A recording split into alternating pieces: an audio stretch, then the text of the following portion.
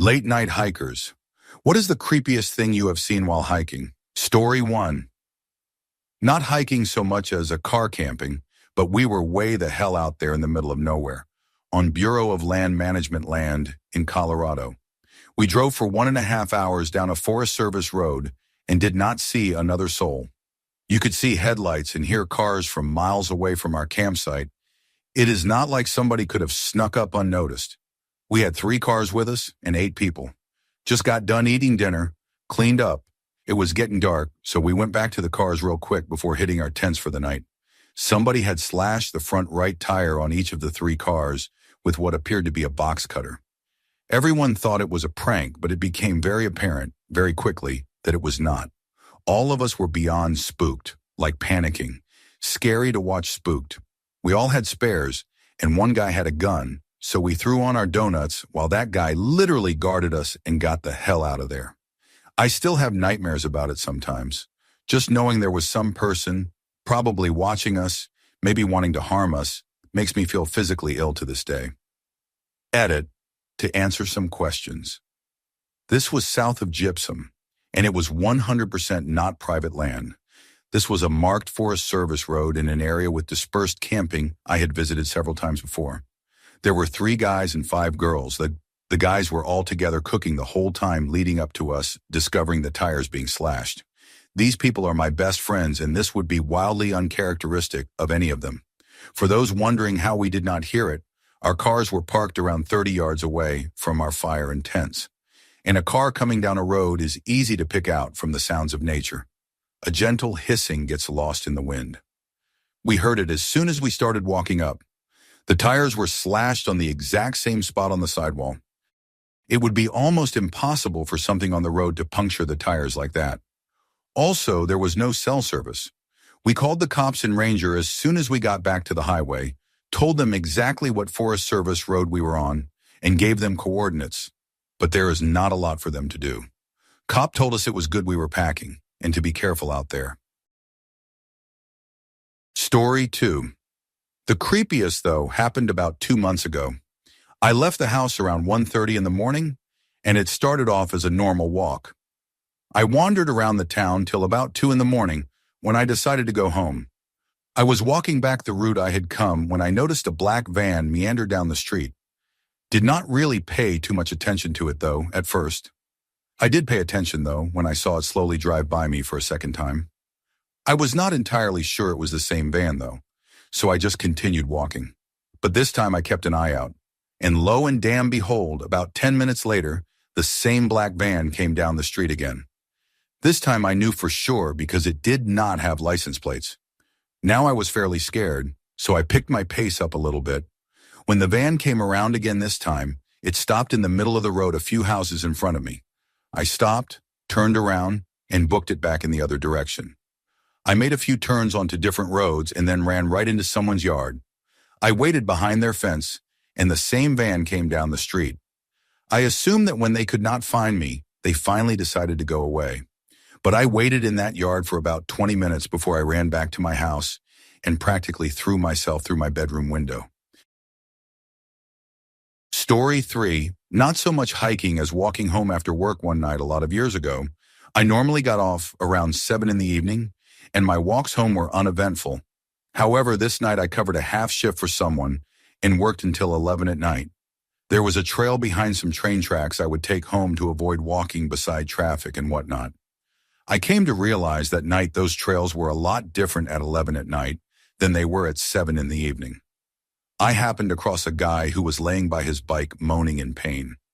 It did not sound like real moaning, more like a kid's fake, "I have a tummy ache and cannot go to school" moan. I also noticed his bike was standing up on its kickstand. It did not make sense to me he would set his bike up properly only to fall to the ground in pain. He saw me and called out to me for help, but I kept walking and turned to make my way back up toward the street. As I turn, I suddenly hear some shuffling around, and the previously hurt gentleman yells at me, "I am going to harm you, mother freaker." He hops on his bike and starts rushing towards me. At this point, I am most of the way up the incline, going towards the railroad tracks that ran parallel to the street. I haul myself up there, and as I get over the tracks, My would-be assailant proceeds to hit the tracks with his front tire and flips over his handlebars, hitting the ground hard. He is now moaning in pain for real and makes genuine calls for help. I used a payphone at a gas station to call the cops and explain what happened. They get there, and the officer explains to me this guy's a village idiot who does this stuff to rob people. And it is not the first time they had to pick him up after he fell on a bike trying to rob someone. I told the officer he threatened to harm me and he laughed. Dude was not even armed and apparently has had his behind kicked more times than he can count using that little line of his. Story 4. It was about 1 in the morning. My dog rang her bell and I begrudgingly got up to take her outside. When she wants to pee in the middle of the night, I do not take her very far, just in our side yard. I took a flashlight with me in case she decided to poo so I could pick it up. I am standing there waiting for her to do her thing. She is doing the doggy walk in a circle thing. Then all of a sudden the dog gets spooked and whips around. Out of the corner of my eye, I see this woman just standing there. I did not see her walk up. I did not hear her walk up. I just see her standing there super still. Based on her position, she had to have come from between my house and my neighbor's house, which is odd because behind our house is back up to a green belt. It is probably 40 degrees outside and this lady, about 20, is in super short shorts and a t-shirt. I looked at her, told her she scared me, and she mumbled something like, "Nice night, what are you up to?" Standing there holding the leash with my dog, I said, "I am walking my dog." Then she said, "Cool, cool. Do you know how to get into my house?" I locked myself out, pointing to my neighbor's house. Now I am a good American, I know my neighbors, and this was not my neighbor, who is a single 30-year-old female. She hangs out with my wife, so I know her really well. So I asked her, "That house?" pointing directly at my neighbor's house. She nodded. I said, "You do not live there. I know who lives there." She just scoffed and wandered her way into my backyard. I followed her and said, "What the hell are you doing?" She then took off running, scaled my fence, which, item of note, it is not an easy fence to scale. It is a deer fence. It is a see-through fence that goes up 3 feet with cattle gate. Then the top of the fence is stainless steel wire that runs horizontally. It is the type of thing that, if you were not expecting it, you would easily trip over, as it is extremely hard to see and not very common. Anyways, she scales the fence and ran away into the greenbelt. I always have a pocket knife on me and was fortunate enough to have my, unfortunately, useless dog. So I looked around my house, neighbor's house for other people, shined my light in the greenbelt, and nothing. I have no idea how she wound up back there, what she was doing, what she intended to do, but she scared the ever-living life out of me. Story 5. It was in the summer around dusk, and I was camping at a remote campground with my dad. There was a lake right next to the grounds, and my dad and I would trailblaze through the forest right next to the lake, because if you went far enough, there was a really pretty waterfall. A few strange things happened on this hike. We found a slash pile that had a little kid's shoe on top. When we came to a small clearing, my dad had to take a leak, so he faced one side of the clearing and I faced the other, and we both clearly heard a child say, "I am over here." My dad thought it was me, and when he realized it was not, we spent half an hour looking for someone, but we found nobody. After that, we gave up on going to the waterfall and started to make our way back to camp. But there were clear sounds of something following us, twigs snapping, bushes shaking. We have not been camping there since.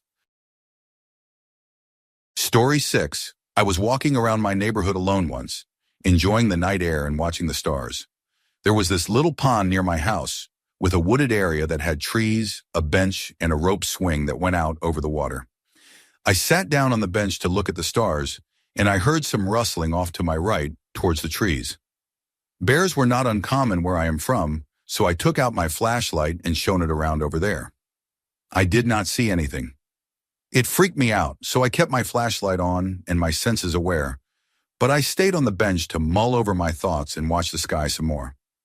I do not know why I did that, 'cause that is typical horror movie stuff. Anyway, a few minutes pass and I hear nothing more, so I lean back into the bench and start to relax a bit. I am staring up at the sky with my flashlight pointed downwards, so as not to create any light pollution, when I noticed something in the tree in my peripheral vision. I could not tell what it was, but the branch was swaying slightly, and the rustling noise was back too. I immediately sat up and stared at it, but had not shone my flashlight at it yet in case of upsetting some huge bird or something else. I do not think I have ever been that scared. I remember my heart was beating so fast and I could taste blood. I stared at it for what seemed like forever, and it slowly stopped moving, but the shape was still there. Bears do climb trees sometimes, so I was hesitant to run away in case that is what it was. So I just kept staring at it. After a while, I mustered up the little raisin-like courage to shine my light at the tree. It was a man, in the tree, crouched in the tree like some silent, naked monkey. He had no expression on his face, but his eyes were open, really wide. When my light landed on him, he started to move like he was going to come down. But I did not stick around to see if he did. I jumped the bench and ran for the hills. I ran to my house and around to the back door and locked myself in without looking back once. I went around and made sure every window and door was locked. I even checked the attic. I never go out alone anymore. Story 7. I used to often spend my summers bouldering with my friends by a relatively large forest that was about an hour and a half away from where I used to live. We used to spend some of the nights camping out there just to save some travel costs and time. Anyway, I think this was roughly like the third or fourth time we were out there camping. My friend had left all her climbing gear and her rucksack just outside her tent, or we definitely think she did anyway. The next morning we found her boots, a few clothes, and all her chalk powder had disappeared. We figured that it could have been completely feasible that she misplaced it, although we were quite sure that they were next to her tent. We did not really want to believe that they were stolen. Anyway, we did not read too much into this and just stupidly said to ourselves that perhaps she had left it by the boulders and some animal took an interest to it. I know it sounds silly, but it was very reasonable to us at the time. Anyway, fast forward a year, we are at the same spot as usual, sitting by the tents and chilling after having some food. Mind you, it is pitch black out, and only the camp area is lit by the fire. I go somewhere a bit out of sight to relieve myself, and what do I see? A man in a full-on ghillie suit laying on his stomach, looking right towards our campsite. I kind of stood there frozen as this man realizes that I have seen him, and he just bolts out of there. I do not know whether the event to the year prior was related to the ghillie man, but this definitely has stuck to all of us. We have not been back there since, which is a real shame. Story 8. This was not on a hike, and this is pretty tame compared to some of these stories, but it is a bit similar. Back in our old place, one night my girlfriend and I were walking our dogs around the neighborhood. She is a lot smaller, so I was walking two of the dogs and she was walking one, who was a former service dog. He was a real gentle dog, albeit a bit older. Other than snatching the ball away from the others during fetch, he had never shown a bit of aggression. I walk a bit ahead of my girlfriend because of the two dogs pulling pretty hard on me, but not too far, maybe 10 or 15 feet ahead, but around a corner. As I found out later, she had slowed down in part because she had noticed someone nearby acting strangely, scoping out a house, I think. When he spotted her, he said hi, and she responded in kind, asked how he was. Before he could answer, the dog she was walking started to growl and she apologized, commenting that he was a guard dog. The man looked at her and said, "Well, he is doing a good job tonight." She was pretty spooked and hurried to catch up to me. We were more careful on nighttime walks from then on. Story 9. When I was younger and more reckless and going to college in the North Georgia mountains, my friends and I would go night hiking a lot on the trails near campus. I got pretty familiar with the area and being out in the wilderness at night in general, which probably made me too confident. One night the full moon was out and the weather was perfect, so visibility was crazy good. Everything was basically washed in dim blue light. I was slightly stoned and feeling adventurous, and I love doing fun stuff alone, so I decided to go enjoy a night hike by myself. I took a flashlight, but this was around 2002, so no cell phone. I chose a super easy trail that was mostly flat and maybe a mile loop in a pretty secluded area, but not exactly a national park or anything. Very rural area. I did not even need my flashlight for most of it. and just hiked in the moonlight. It was actually a really cool and beautiful experience at first. At some point, I started feeling uneasy, and maybe a millisecond later, I heard a man's voice. It was coming from a good distance ahead of me, somewhere off in the woods, maybe from the right side of the trail. He was crying. I am honestly an empathetic person, and almost every time I hear someone crying, I want to comfort and help them in some way. But this time I felt sick in the stomach, like a dry panic attack, if that makes sense. I remember coming very close to calling out to him because my brain was trying to tell me he might be hurt, which was the only reason I hesitated.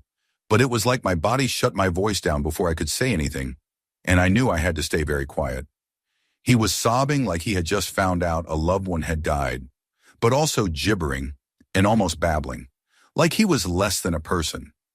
There was a shrillness to it under his crying, like he was holding back a scream, but perpetually on and on, as if he had been doing it all night. I remember it vividly, and my spine is tingling like crazy even as I write this. It is hard to explain, but I knew deep down he was not right in the head, and nothing good would happen if he realized I was listening. I went back the way I came. It was like I had tunnel hearing, and the only sound in the world was that crying. I was hyper aware of everything else around me, and beyond paranoid that I would snap a branch or snag my boot on something. I worried the man's crying would get louder if I was not paying razor-sharp attention, getting closer, or turn into an outraged, crazy person scream. Thankfully, it just faded the further I got from it, and I made it back to my car. Still, I was convinced some wild-eyed hermit was going to rush out of the forest and bite me to death.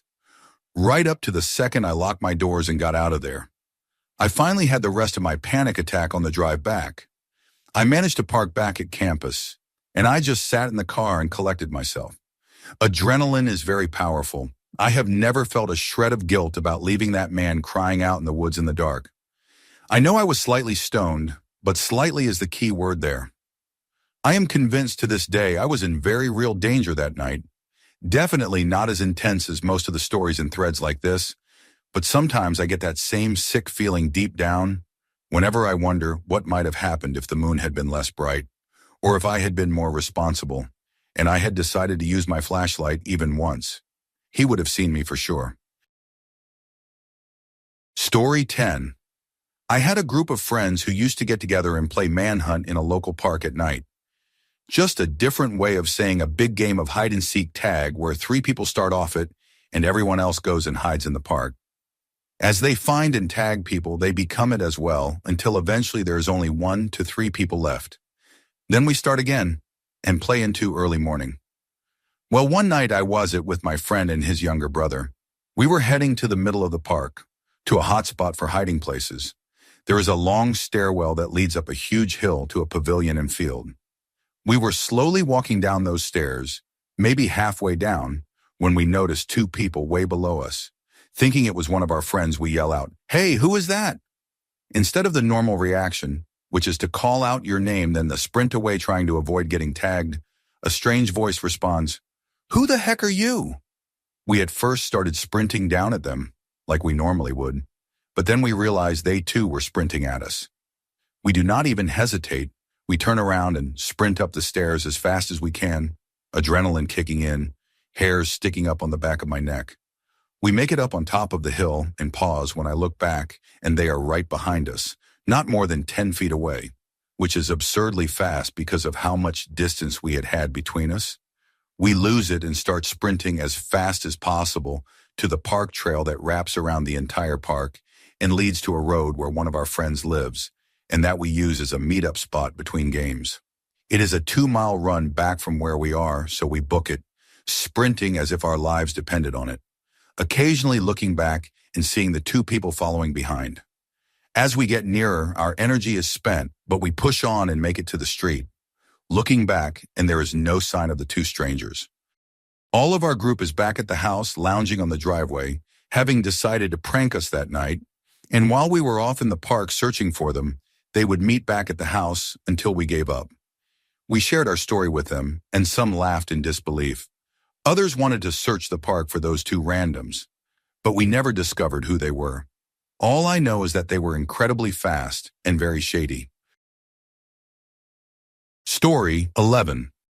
One night, my friend and I decided to hike to the top of this small mountain at night for a meteor shower. There were 4 of us, all around 16 at the time, and thought it would be cool. We drove over and started hiking. We took a break about halfway when we noticed there was a guy following us in a business suit. We were weirded out, so we decided to start back up and walk a bit faster.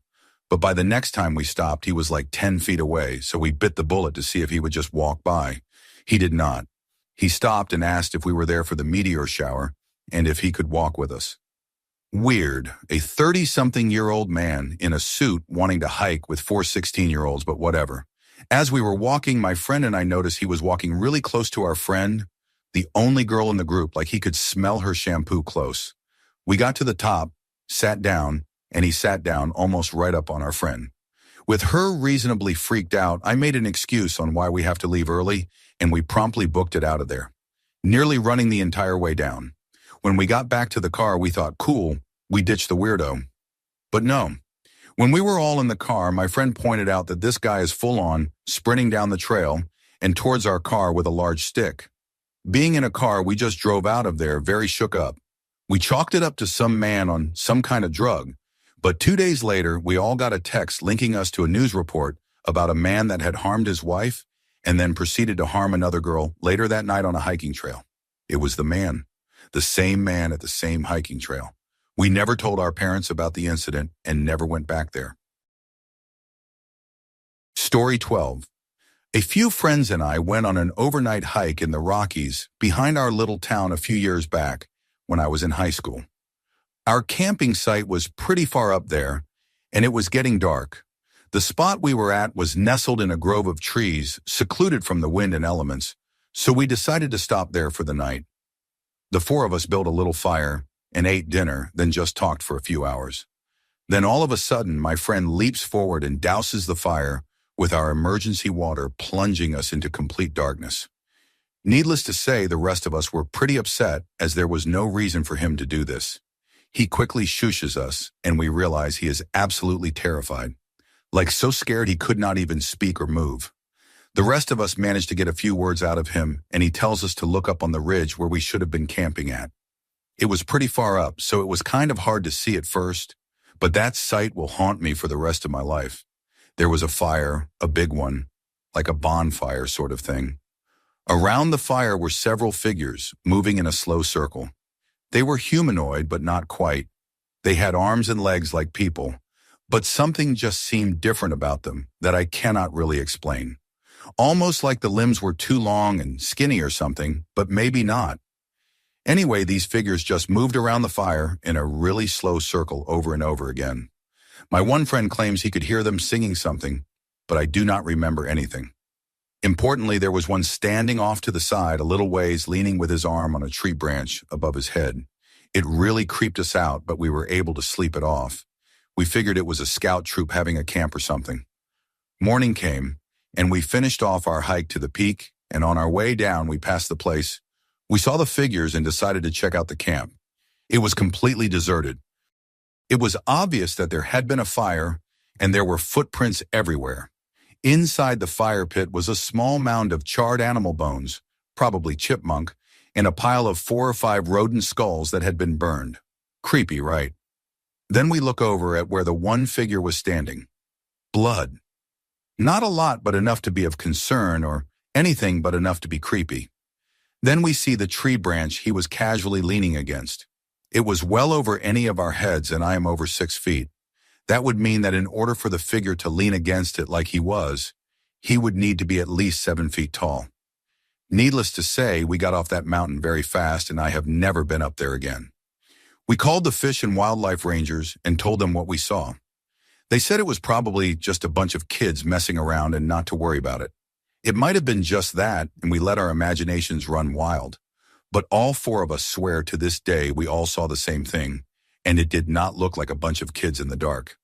I do not believe in ghosts or the supernatural, but those mountains still scare the life out of me, and I will never go back there again. Story 13. Years ago, some friends and I were going to have a campfire at a lake late at night, with copious amounts of alcohol. When we got there, we had to drive around a barricade, and one of the cars got stuck in the mud. While trying to get it unstuck, I looked around and made a joke about how we were definitely in the beginning of a horror movie. We all laugh about it. We get the car out and continue to the lake, get all set up, fire is going, music is playing, drinks are flowing. We are having a great time. All of a sudden, some random guy comes walking out of the woods with a beer. I get nervous. Everyone else tells me I am being paranoid since I watch a lot of scary movies. They invite him to join us. He ends up sitting next to me but a few feet away. I go to grab another beer from the cooler, see the hatchet that someone brought, and I decide I am going to hold on to it. I sit back down and this random guy makes some comment about he can see my jugular and wants to bite it. I am ready to leave, but I, of course, did not drive. A little while later, he makes a comment about he should have brought his chainsaw. I am completely alone in thinking this is going to end badly. I move across the fire and closer to the cooler and one of my friends. I set the hatchet next to me, try to ignore the guy and enjoy my night. Fast forward a bit, and the guy is making more weird comments, so I reach for the hatchet. It is gone. I start glancing around, discreetly at first, when the guy smiles at me from across the fire and goes, "Looking for this?" and holds up the hatchet. I said, "Forget all of this. I am leaving," and managed to get one of my friends to leave. The next day, everyone said that nothing more happened, but as someone who has seen a lot of movies, I was not taking any chances. I am white, but I am not laugh off a crazy guy with a hatchet white. Story 14. I was out taking my dog on a short walk and to go to the bathroom. She was a rescue and was at this point terrified of everything. So getting her outside was always a task. It was around 4 a.m, and she was whining at me. I figured she needed to go to the bathroom, so I put on some shoes and took her outside. It was a warm night as it was July in Missouri. I am walking down the street from my apartment complex, and I see a figure standing under a streetlight, not moving. Thinking it was just a guy out for an early morning run, I kept walking. That is when this figure started to move towards me in a weird fashion. He was not jogging, was not walking. It looked like skipping. Thinking to myself, what is this? I stopped walking. That is when my dog started growling from behind my legs. I had had her almost 6 months and had never heard her growl or bark. I turned around and walked back into my complex. I looked over my shoulder and this man is standing at the entrance to my apartment complex, head to toe in black clothing, grinning from ear to ear. I was fully in what is happening mode and walked back into the complex further while checking to make sure the smiling man was not following me. I started to walk towards my entrance and he turned and slipped away into the night. I went and talked to my landlord the next day and she told me they had had multiple reports of this man skipping around the complex late at night. But whenever the cops showed up, he was gone. Story 15. This happened to me a few years ago. I used to go to school at the University of California, Santa Cruz. I am a runner, and the campus is in a beautiful redwood forest, so I would run on the trails. One day I left a little later than usual on a run through one of the more isolated trails. Here is where it gets weird. I was about 15 minutes running deep into the woods and still had not seen anyone else around. Suddenly up ahead, I saw what appeared to be a homeless man in ragged clothing walking on the trail. Now he was walking further into the woods, and this path went very, very far, and the sun was setting. That means this man was spending the night in the woods. I wanted to reach my usual running checkpoint before turning back, so I decided to keep my distance and run by. As soon as I passed the man, he called out to me, "What came first, light or sound?" In my head, I was like, "What is this? This man is not well." But I decided to humor him and yelled out light without looking back. He said, "Well, I think it is sound, but who knows?" and started mumbling to himself. I continued on. I reached my goal and started to head back. It was really dark now, and I was feeling uneasy that I had to pass this man again to get back. He seemed pretty unstable and potentially dangerous, but I did not have a choice. I got past the point where I first passed him, but he was nowhere to be seen. There were no other branches of the trail, and if he had headed back, I would have seen him by then. He must have gone off the trail. Suddenly, a girl from up on a hill screamed for me to stop. I stopped and looked up on the hill, but it was too dark to see anything. I was freaked out. I called out to ask if she was all right and eventually saw her climbing down. The hill was really steep, so she put in a lot of effort to get up there and away from whatever was after her. She said that she was on a run when a scary homeless man started bothering her and he chased her up the hill. But she did not know where he went. She was going to spend the night there until I came along because she was too scared to go back down. At this point, we both wanted to get out of there. Who knew if this creepy man was lurking around watching us from the dark? So we ran back together and made it to the road. She thanked me and we parted ways. Never ran back on that trail again. Santa Cruz can be a pretty weird place. I have heard legends of students leaving school there and then just living in the forest. Maybe this man was a student from years past. Story 16. My girlfriend and I had driven down an old dirt road that ran beside a lake on one side with mountains on the other. We were looking for unexplored territory to hike in. The dirt road became a trail and eventually was swallowed up entirely by the forest. Once the path became impassable by car, we got out and hiked for quite some time and began making our way back to the car as the sun was going down. It was a challenge getting the car turned around, but I finally managed and we were off. It was slow going as it was a rough road and getting dark fast. Suddenly we came to a fork in the path that had not been visible coming the other way. Neither of us had any idea whether to go right or left, so I just picked randomly, hoping that both would end up taking us back to the main road. As we rounded a small curve in the road, our headlights fell upon a man dragging a large hockey duffel bag off the trail into the woods. As soon as the lights hit him, he just froze completely still. Driving past him felt like an eternity because we could not have been doing more than 5 miles an hour due to the rough road. My girlfriend and I did not say a word to each other until we were well past him, at which point we were like, "What was that?" And then the road ended. Just like where we had stopped the first time, the forest had swallowed up this part of the road. We were going to have to turn around and drive by the man with the human-sized duffel bag again.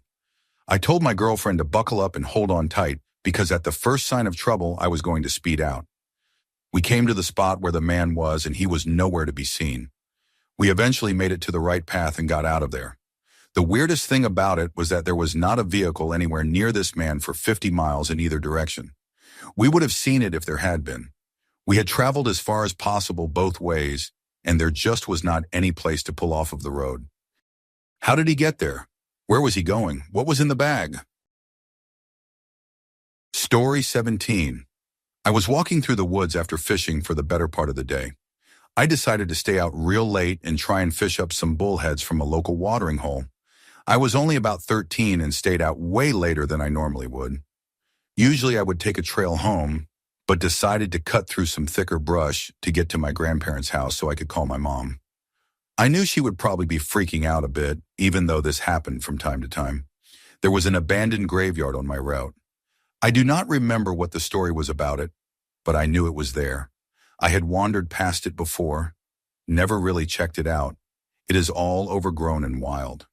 I knew that if I followed on the outskirts of the graveyard, I would hit the road and be home free. The day had been pretty chilly overall for a late spring day, but I swear in my teenage brain that it was getting colder. I remember looking at my breath and thinking it was weird how cold it had gotten. It was overall a pretty bright night, near full moon, but in the woods it was hard to see. The graveyard was wide open, no trees. It was well lit. As I was walking up, I noticed that the ground was covered in a thin layer of fog and remember looking into the graveyard and not really registering what I saw at first. It was a person, which at first did not seem odd, so I kept quiet and walked into the woods a bit more, so I did not get spotted. I did not know who it was, so I wanted to keep clear. I stepped behind some trees and lost sight of them for a moment, and when I came back around the tree, they were gone. Weird because I was behind the tree for maybe a few seconds tops. I did not hear anything either. I walked a bit further, keeping an eye out. I was a bit creeped out.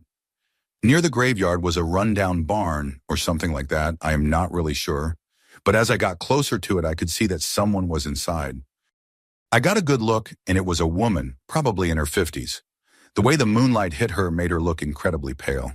She seemed to be digging, but I did not hear anything. No sounds of a shovel or her making noise in any way.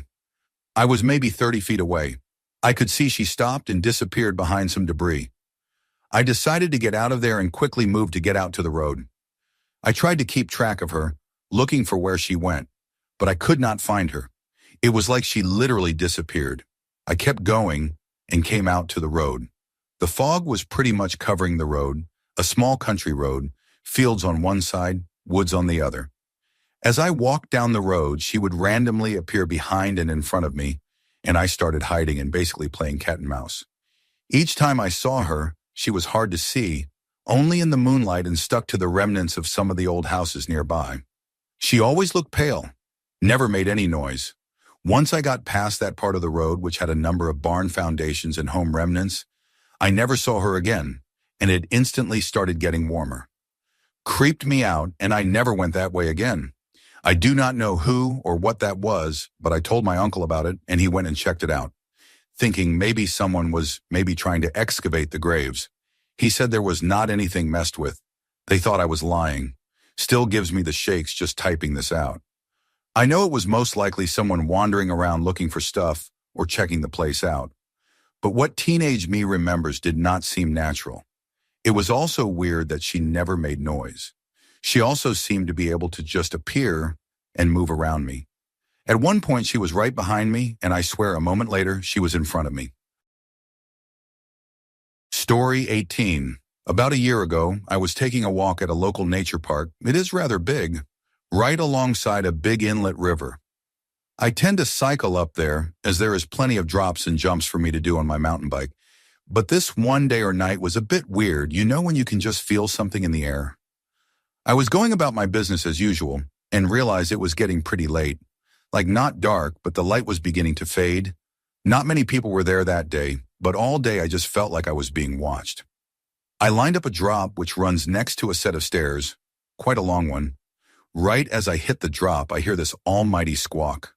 Really throaty, bit of a roar combined with like a bird, I guess. My handlebars wobbled a little bit, but I managed to get to the bottom without falling. I slam on my brakes and look up the drop behind me, and there was this figure human, like just standing at the top. He was wearing denim jeans with this weird, almost pagan-like robe or garment which had like feathers on it, all tattered and stuff, and he just looked at me. Deadpan, no expression, and after about 10 seconds just let out this noise again, really loud, eyes stretched out. I got terrified and began to cycle out. Now it is about a 10-minute ride of windy paths going over little wooden bridges, covering small rivers or runs. And I swear this noise happens like 4 more times, each a little closer, and to top it off, there was nobody around. Like normally you get couples walking through, or older folk with their dogs. But nobody, nothing. I have been back twice since, and each time I just cannot get comfortable enough to stick around and enjoy myself like I used to. One day I think I will grab a bunch of my friends from hockey and go exploring. See if we can figure that out. Story 19. One time on a scout camp when I was around 14, we were finishing up an activity late at night and hiking back to our site.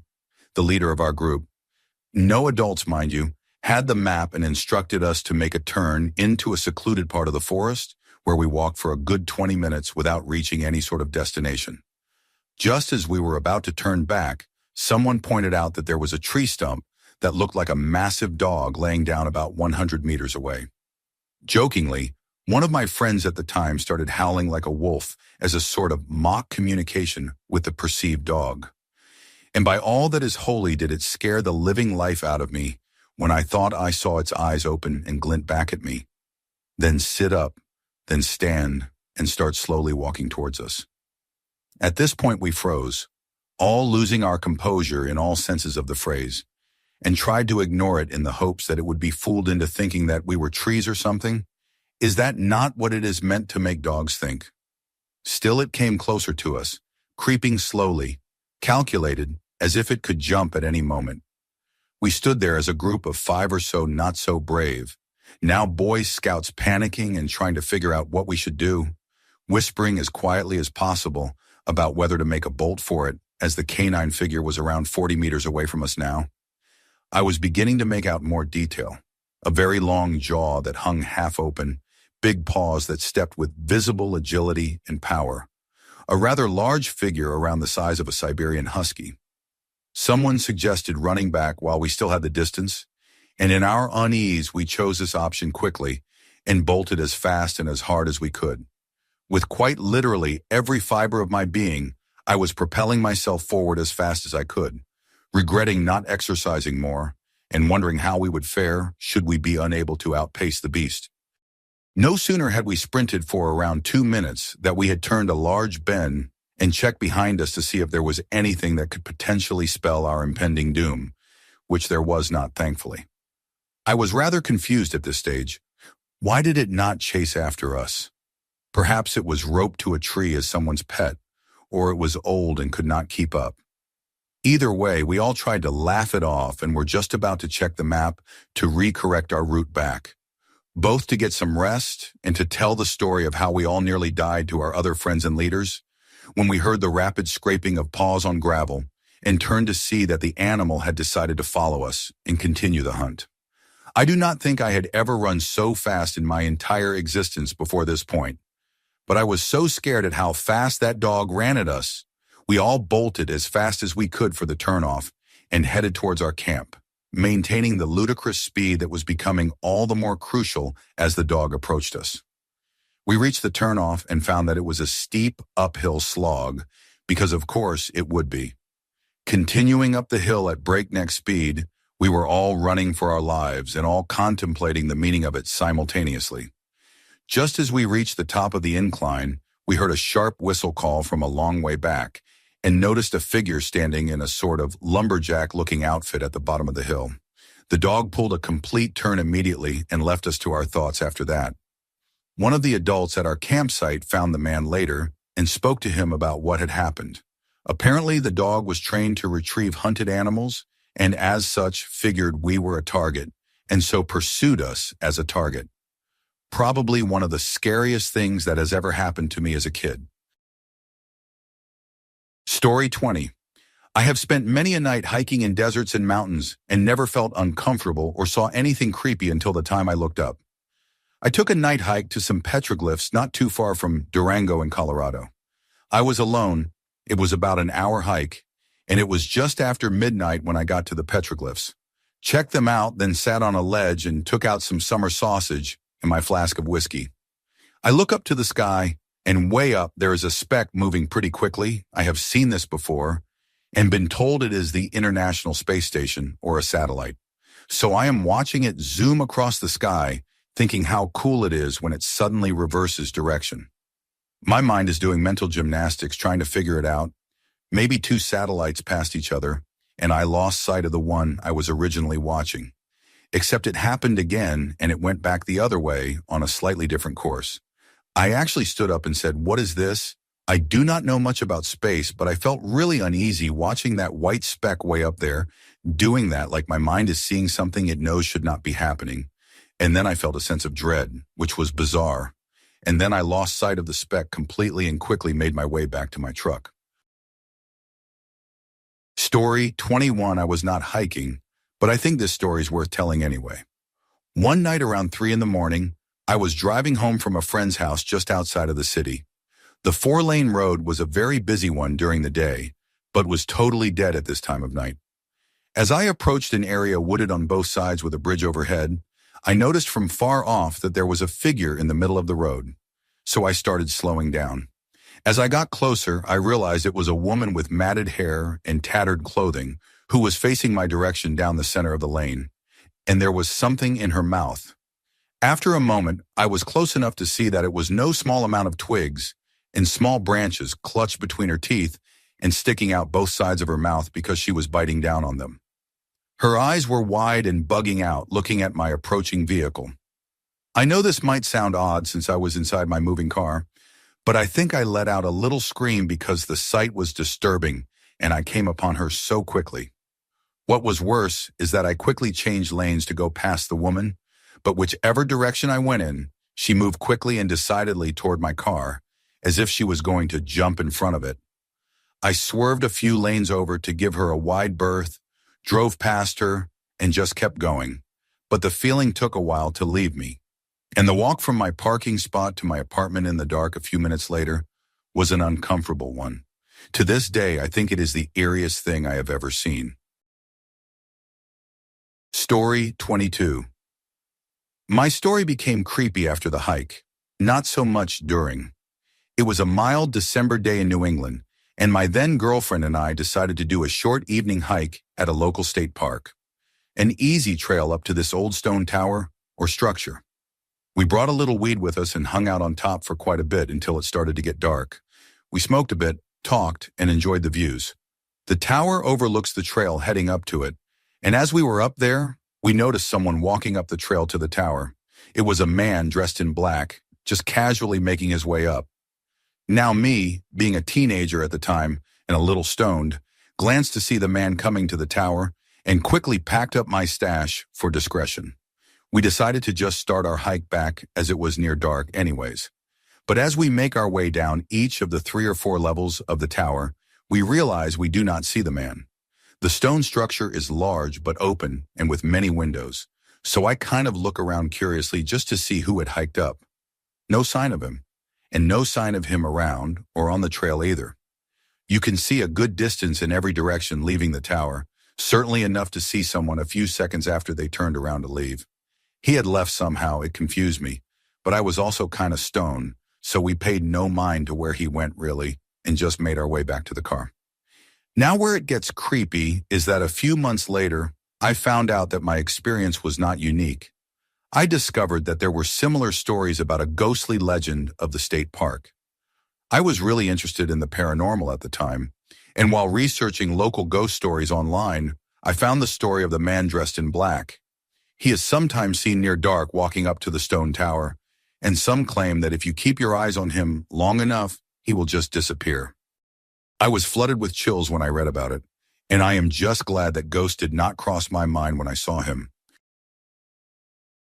Story 23, I got a good one. I was looking for worms on a stormy night on my well-lit street for fishing the next day. Worms loved the rain and were filling the streets. I was not finding anything worthwhile, so I headed home. I knew a spot in my backyard that always had good-sized worms. I walked into my dark backyard with my dying headlamp and began to look around. I could not hear a thing due to the patter on my raincoat. I felt the shiver like I normally do when I am being watched. It was not the first time. My headlamp had a setting that would burst light for a few moments, then diminish back to a very low setting when the batteries were low. I looked around and saw a set of yellow eyes staring at me from the brush about 20 yards away. My stomach dropped and I immediately drew my combat knife. I live in Colorado and knew that first they were not the blue eyes that deer put off, and second they were higher off the ground than a normal cat would be stalking at. I tapped my light and saw a fully grown adult mountain lion watching me. Then my light dimmed down back to its low light setting, while the cat looked away and I lost complete sight of it. I covered my throat with my arm with a shovel in it and slowly backed up to the stairs of my house, while scanning every inch that my poorly lit headlamp could cover. I made it inside with my heart pounding.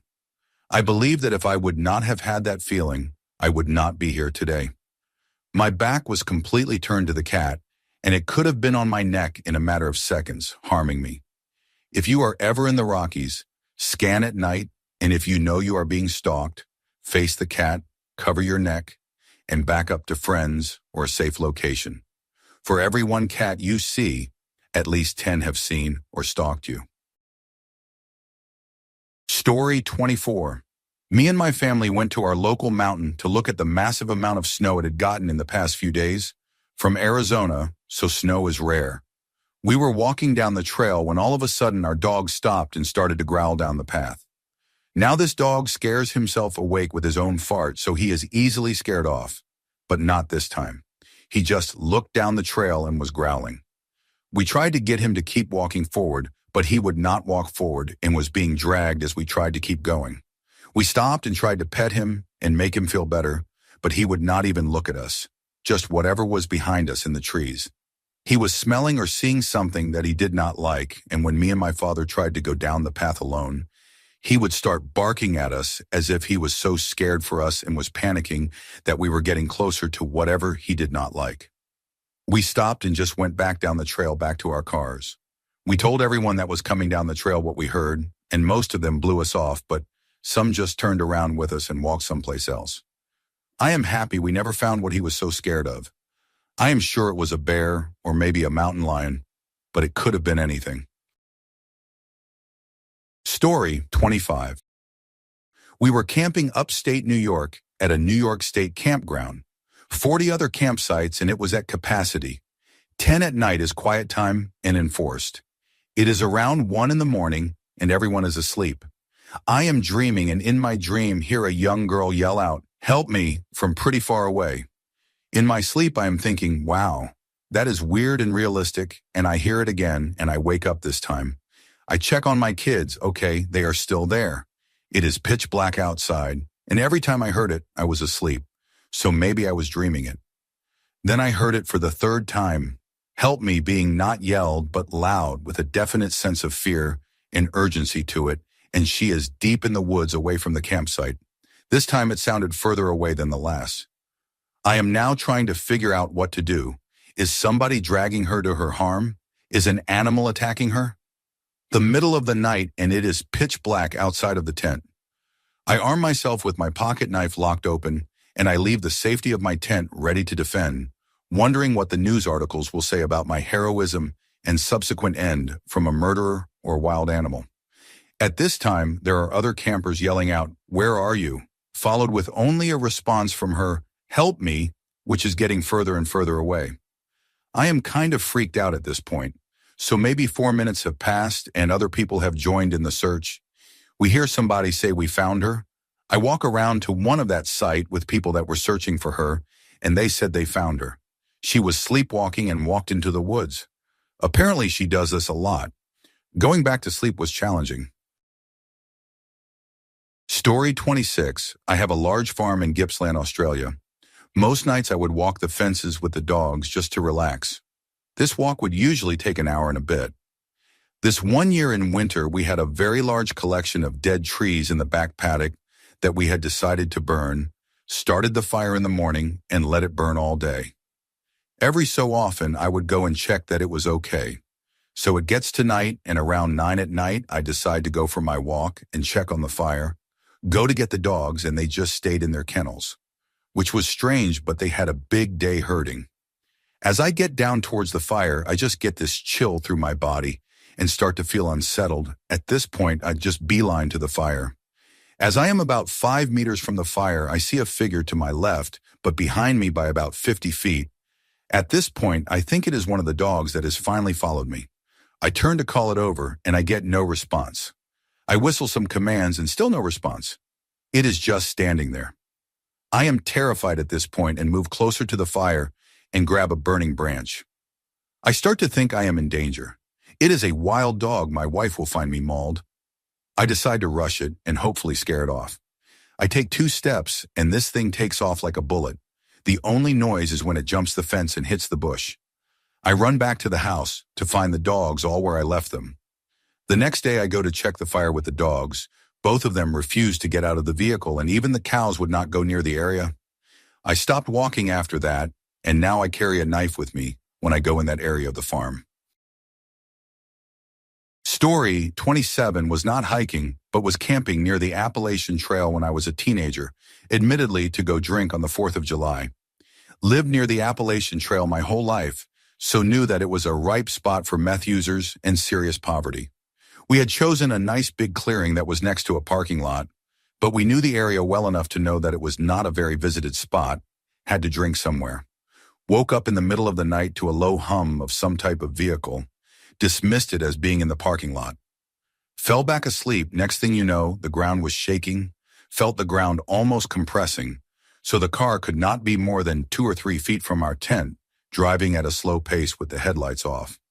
Naturally thought it was a park ranger, but was too scared to be caught drinking to say anything, so I froze up and just pretended to be asleep. Eventually the car drives by full gas, and could hear it go off in the distance. But all of a sudden, everything was silent, and I see a lot of flashlights walking past our tents. I dismissed it as how lights can look like a lot of lights when shown through a tent. So thinking it was my friends who got out to check what was up with that car, I told them to shut the lights off. They did. All went off at the same time. I then turned over to see the outline of all my friends in their sleeping bags, but since we had one more tent, I was not worried. The guys in the other tent the next day then asked us if we had gotten out and drove through the campground last night. We said no. I then asked them if they went to check it out. They in turn said no. They thought it was us just returning to our tents. I then had the most uneasy feeling in the world, like I was about to throw up, probably from the copious amounts of barley, but also just frozen in fear. Story 28. Sometimes I go on late-night walks with my partner, like 2 or 3 in the morning. It is a route that we often take during the day as well, and by this particular point we had done the walk a few times. It is a paved road through a park, so it is not particularly hazardous. Sometimes we have heard coyotes in the distance, but that was never a big deal.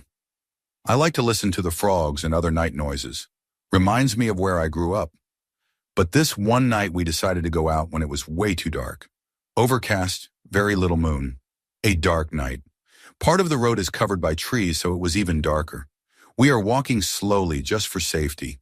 We talk while we walk, and I always figure that is good enough for most wild beasts. And if a random person or whoever happens to be out there, they will also hear us coming and not get spooked. But right as we start to come out of the trees into the clearing, she catches a glimpse of movement off to the side of the road. She grabs my arm and asks, "What is that?" And I am like, I do not think it is anything. But then I see it too. I am trying to keep it cool because I know that if it is an animal, just being calm and speaking clearly usually will send them off. But I am starting to pick up her fear. As I walk closer, I made some kind of comment like, "There is definitely something." And then, "I think it might be a person." And she screams, "It is not a person," or something along those lines. I took out my cell phone and flipped on the light, and it was a chrome balloon somebody had tied to the railing, just blowing in the breeze. I do not think I have ever been so scared over an inanimate object in my life. We used our flashlights for the rest of the walk home. We have never gone night walking without a clear sky again. Story 29. There were around 20 of us, including myself, in the middle of the woods, with our food confiscated by the recruitment committee so that we needed to find natural foods from nature, such as fruit, especially banana, edible plants, or even locust or snake if lucky. Miserable test, but valuable experience indeed. One day it was raining so hard in the afternoon, and all of our 5 groups had not finished setting up our group bivouacs. We intentionally set them near each other so we could check everyone instantly if something was going wrong. No one was talking or chatting to each other. It was only given by our soaked clothes and empty stomachs, when suddenly all of us heard a hysterical woman scream, a 5-second surprised woman scream. Everyone heard it, and the scream was so close and loud, we all thought it was one of us screaming because of a snake or something. So naturally, the boys jolted instantly to a bivouac we thought was the source of the scream. No girls were crouching or standing up as we imagined. All of us stared at each other, especially the girls, as we thought one of them was pulling a prank on us to surprise us. No one claimed the scream, nor admitted that it was her joke. Everyone looked equally shocked. After minutes of investigating the girls, we then went back to our respective groups with an unanswered incident, even after the recruitment process was finished and we went back to civilization.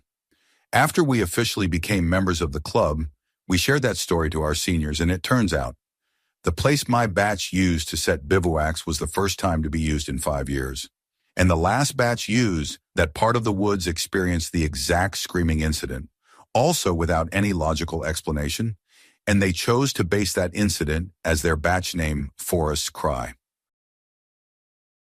Story 30. It was a few years ago, but I was camping near a beach with some friends for a couple days, and one night, I do not know what I was thinking. I decided to go for a walk by myself well after midnight in the middle of January. While I was hiking through the woods toward the beach, I kept hearing some sort of humming or strumming sound, but did not think much of it, so I pressed on. As I kept going, deer were running my direction, and I guess did not see me or did not care, because they kept getting real close and started to freak me out, but I stupidly kept going. Eventually, the humming sound got louder, and I started to see what I assumed was a lantern and figured it was some other campers, so I tried to quiet myself as much as I could and go around their clearing. As I got closer, I learned that I was so wrong. The lantern I saw was a bonfire roughly the size of a car, and the humming was about 20 to 30 half-naked old people rubbing some kind of powder on their chests and foreheads.